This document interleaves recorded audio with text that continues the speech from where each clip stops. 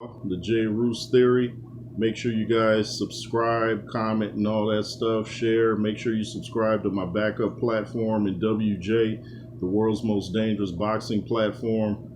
I just came to talk about some things that I heard Deontay Wilder saying about AJ, saying that his resume isn't basically saying his resume's trash, saying his opponents were carefully selected.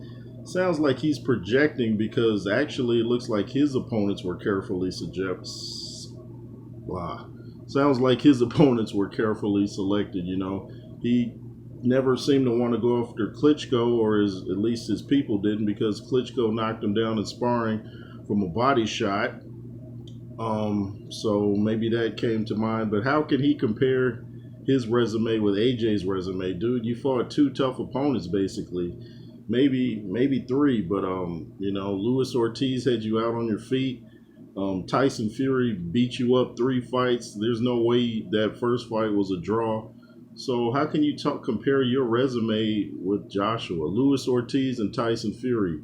AJ has Povetkin, Pulev, Dillian White, Klitschko, Andy Ruiz twice, Usyk twice.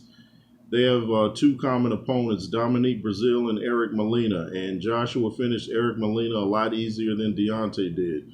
What is Deontay talking about? I don't know. Maybe he's sparring too hard, talking about he's been getting ready for his next fight. He sparred 253 rounds in 11 days. That's a lot of sparring. And he had the nerve to call that a pre-camp too. Homie, that's no pre-camp. That's your whole training camp. If you sparred 253 rounds in 11 days, that's your training camp. What's pre about it? But I know Deontay seemed to have beef with AJ ever since that whole negotiations things fell through, and he seemed to have the utmost of respect for Anthony Joshua while he was announcing the fight AJ had with Klitschko. But after that, I don't know quite what's going on. I don't know if he disliked the fact that AJ has so many millions of fans or something like that. People can be petty, but I'm just like, if you don't like the guy, that's one thing. If you think you can beat him, you're supposed to think you can beat him. You're a heavyweight too. But for you to try to trash his resume, and then your resume, you have basically two tough fighters on there, three at best. I mean, you kind of losing credibility, homie. Losing credibility. And he better just focus on his next opponent, because that's not necessarily going to be easy. I think he'll knock him out, but I think he may have some shaky moments, especially, coming off two back-to-back knockouts. AJ lost back-to-back, but they weren't knockouts. So, I just wish people would be honest, and don't say things that can be easily proven wrong. You can easily pull up somebody's resume and see who they fought. So it's kind of asinine to sit there and talk about somebody's resume. It's, like I said, it's easy. But I don't know if you guys saw the interview. If not, go check it out. The one Deontay Wilder did recently. I think it was Fight Hype, maybe not. But you'll find it. Just type in Deontay Wilder interview, and then just tell me what you think about him trying to trash AJ's resume. And, there's still people out there trying to diss AJ about how he acted at the end of the Usyk fight, how he dropped the belts outside of the ring. But if you remember, he said he was going to dash the belts. If he won, he was going to do that. So he stuck to what he had to say. He threw him, dropped him or whatever he did. And, he showed passion. You guys have been saying that he didn't show passion. You thought he lost his hunger, perhaps because he's made so much money from the sport. Well, he showed his passion, and now people are bashing him. Of course, I didn't like all the F-bombs, of course, but he was still showing that he has passion. I mean, you can't talk like that and walk around and, he's on the mic or something, and Usyk or someone comes up and he's like, hold on, I'm talking. So you can see the dude was fired up. That shows passion. He was crying at the press conference. I mean, get off AJ's back, and,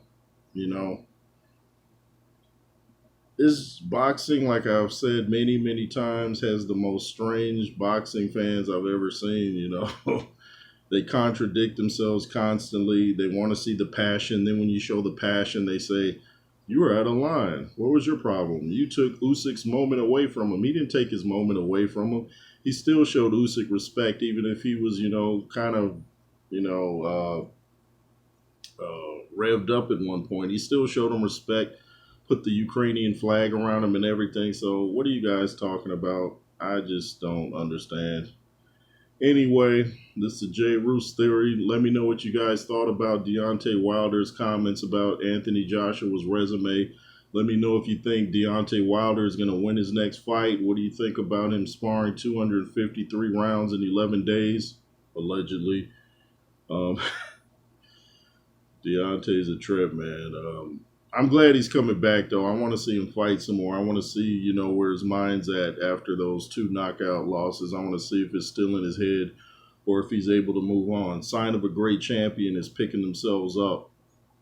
In fact, the old school trainers wouldn't even consider you great unless you had some losses to show that you had some growth, that you weren't just fighting nobody. So if he can come back from this, he can show he's potentially an all-time great. But if he loses here, who's to say?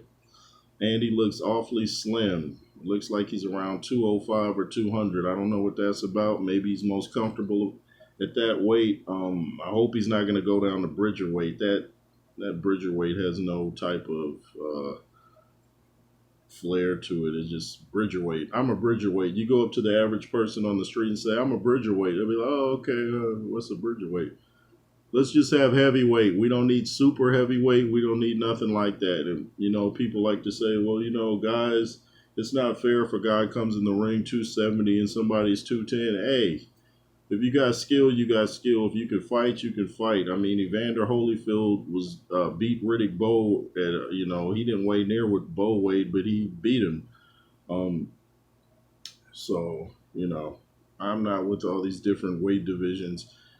That's the problem now. There's too many belts. There's too many weight divisions. Anyway, I'm getting off topic. Let me know what you guys think.